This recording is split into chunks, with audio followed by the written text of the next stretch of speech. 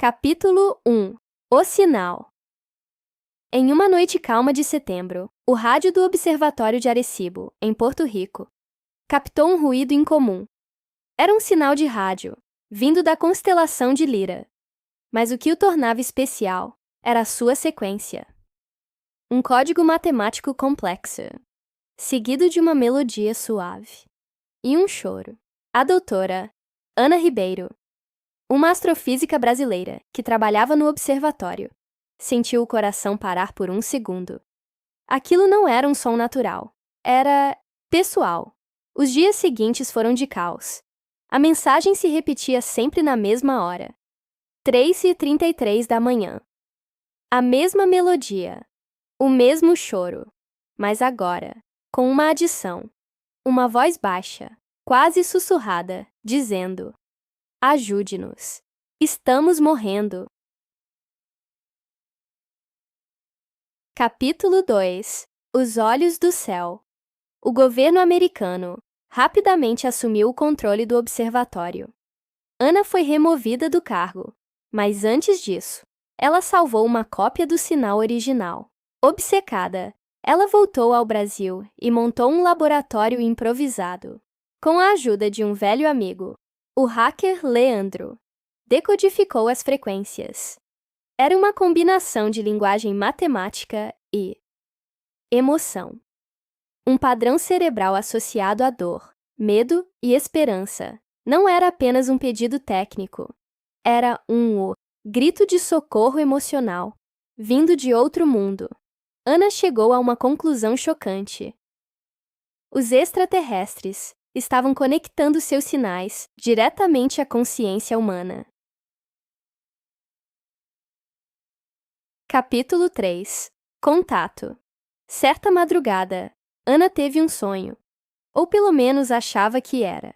No sonho, ela estava em um campo escuro, sob 3 luas. Uma figura se aproximava. Era alta, esguia, com olhos negros profundos e tristes. E não falava. Se comunicava por sentimentos. Você ouviu nosso choro. Ele transmitiu.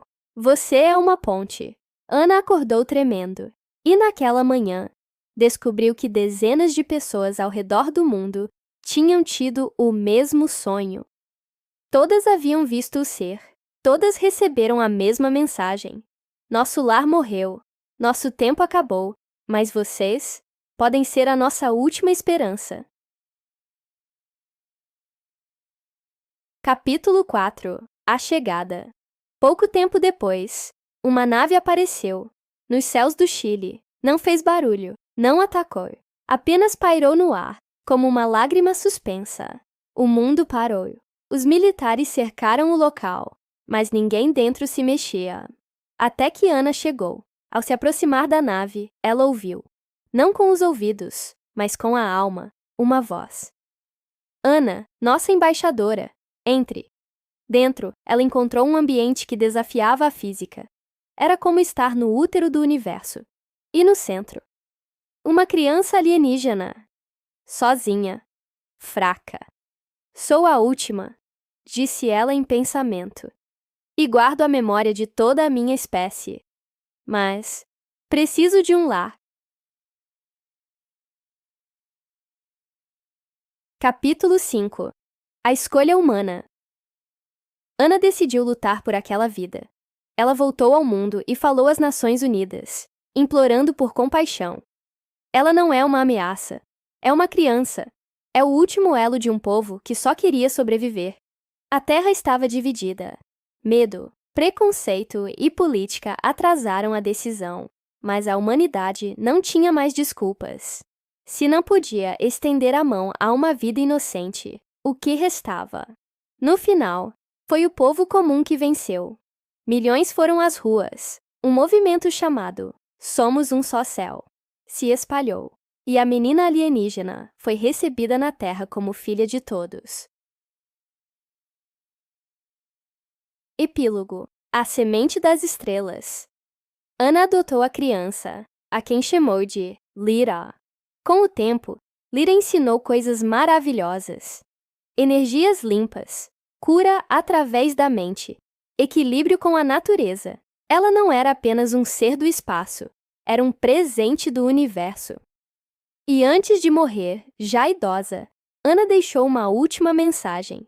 Um dia, talvez nós sejamos os últimos de nossa espécie.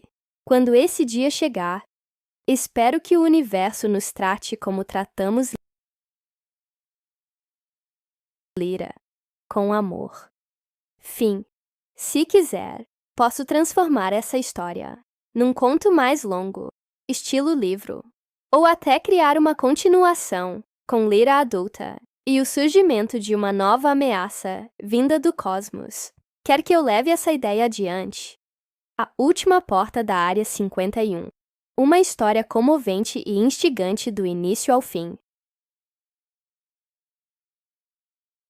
Capítulo 1. O Chamado Silencioso.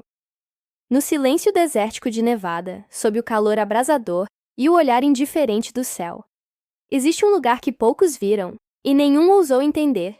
A Área 51. Oficialmente, uma base militar. Extraoficialmente, um poço sem fundo de mistérios.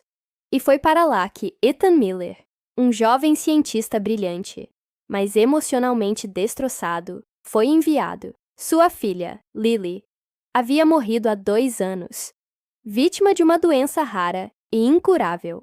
Desde então, Ethan vivia apenas por uma razão: encontrar algo que pudesse desafiar a lógica da morte. Ao receber um convite, classificado nível alfa, para trabalhar em um projeto chamado Porta-V, ele não hesitou. Não por ambição, mas porque uma voz dentro dele dizia: ali está a resposta que você procura.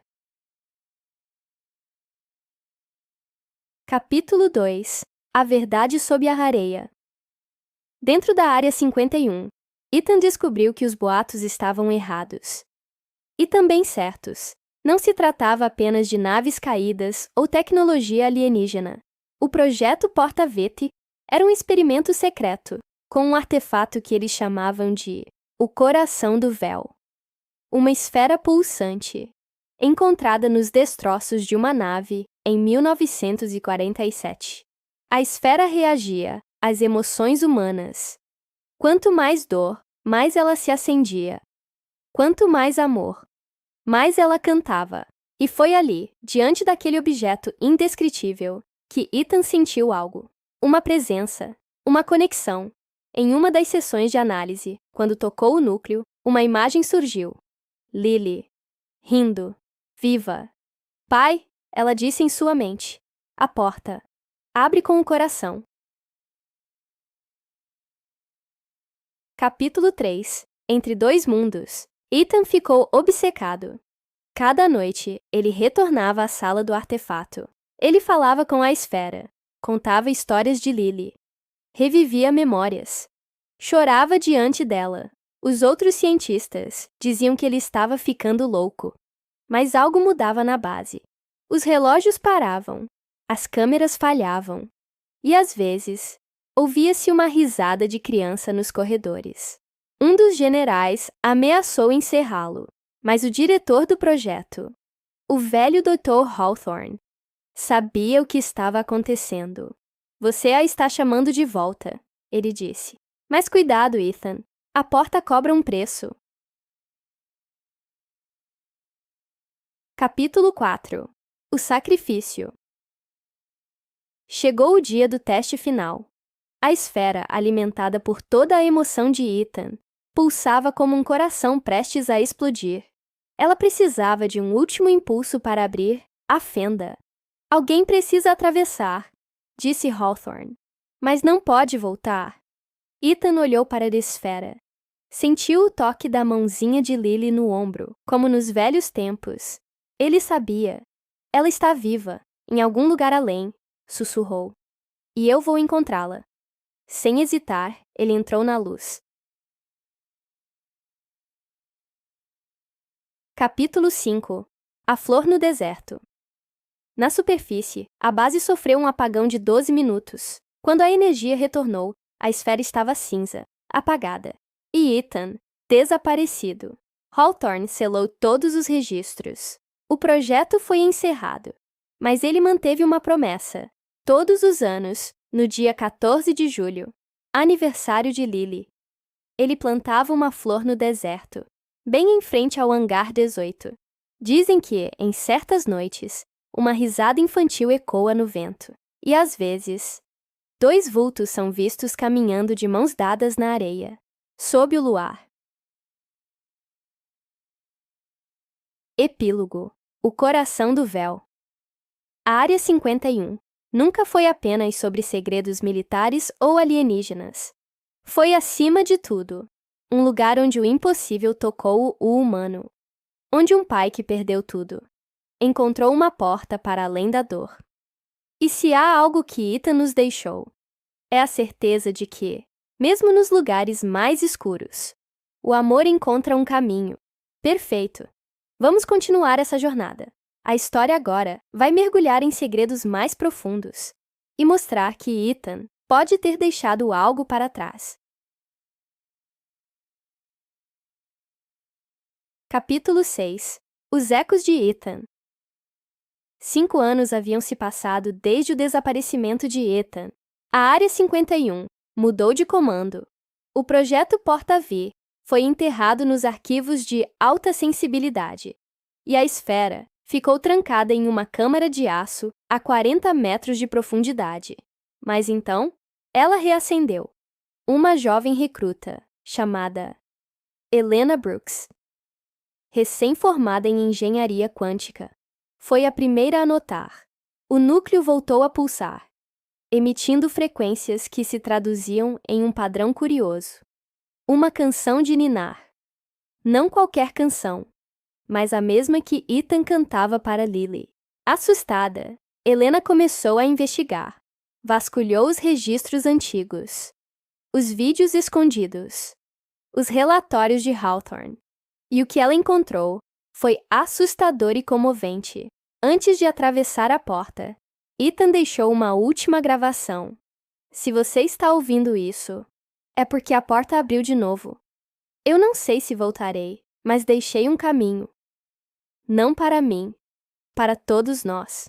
Há algo além da vida. E não é o fim.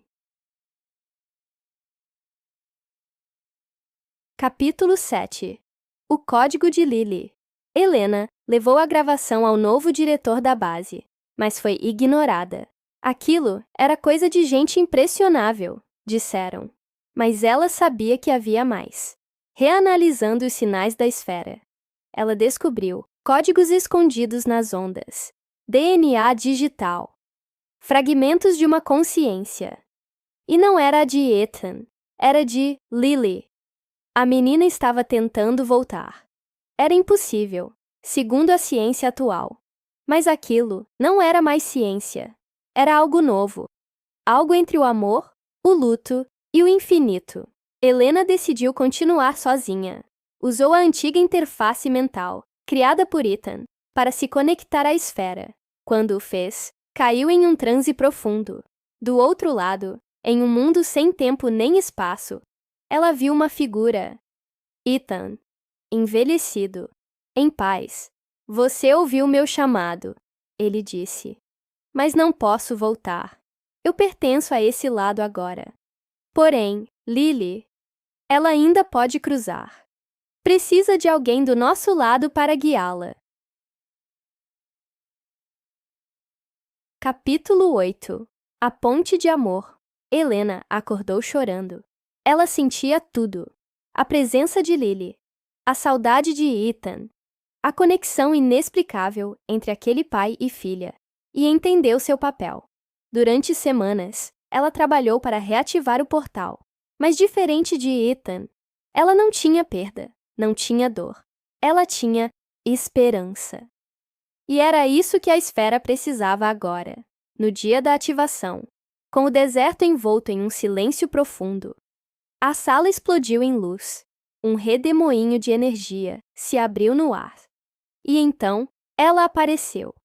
Lily, menor do que a imagem da gravação, com os olhos cheios de inocência. Ela estendeu a mão para Helena, que a segurou com ternura. A menina sorriu e disse: Meu pai disse que você me traria para casa. Capítulo 9. A menina do deserto. A chegada de Lily foi abafada por um protocolo emergencial. Mas não houve como esconder. Ela tinha sinais vitais, estrutura genética humana, mas não existia em nenhum registro da Terra. O governo encobriu o caso como um erro de sistema.